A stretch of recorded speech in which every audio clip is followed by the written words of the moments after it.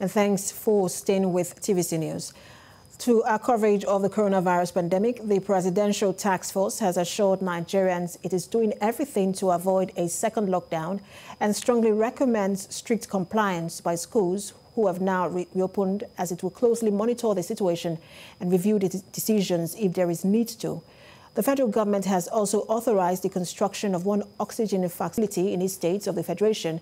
The PTF has also authorized the NCDC to immediately implement the 450 tests per local council plan nationwide.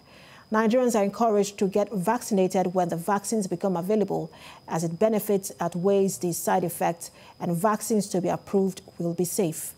The PTF is proceeding with the next phase of approved presidential sanctions against all inbound international travelers that failed to undergo Day 7 post-arrival test, and it will publish next list of 100 defaulters. We must, however, work together as foot soldiers in the vaccine advocacy so that we can eliminate the pandemic. The PTF wishes to emphasize that the success of our national response shall not depend on vaccines alone. Rather, compliance with the non-pharmaceutical protocols must remain top on our individual priorities. We are considering all options while hoping that broad cooperation will be received from our citizens. We must do everything possible to avoid a second lockdown in Nigeria. Finally, the Presidential Task Force is proceeding with the next phase of the approved presidential sanction against all inbound international travelers that failed to undergo the 7-day post-arrival test. Rivers State has begun experiencing a significant spike in cases of now, where the management of the Port Harcourt International Airport says safety precautions are in place to sustain regular flight operations.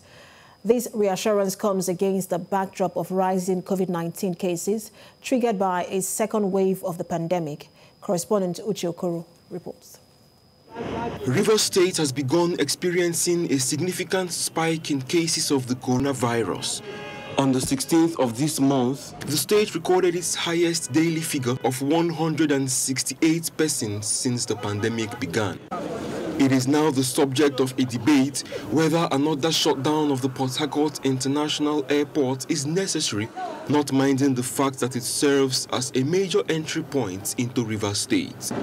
I'm not a professional in that field, but when you look at the experience of the first wave, shutting down system completely actually affected the economy. With the experience we had with the shutdown and how it was handled, it wasn't properly handled, so I wouldn't expect the same kind of experience to happen again. A lot of people suffered during the shutdown. Officials of the airport, however, think there is no cause for alarm in a facility where passengers are thoroughly screened. All airport users are to comply with the measures to prevent the spread of the deadly coronavirus. Thank you. Suspected positive cases of the virus are transferred to this section of the arrival wing for further testing. Our objective is to ensure there's no transmission within the airport premises. And one thing I want the whole world to know also, shutting down may not be the best solution. For now, the Port Harcourt International Airport operates flights only to Lagos and Abuja to achieve effective crowd control. The expectation is that international flights would resume at the airport soon. At the moment, what we have in terms of terminal building size, I could describe it as excess capacity.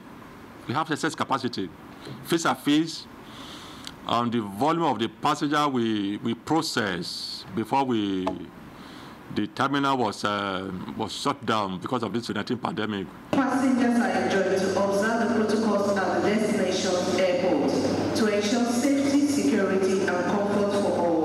The management is also seeking for more cooperation from passengers in the area of voluntary compliance to COVID-19 safety precautions. Uche Okoro, TVC News, Port Harcourt.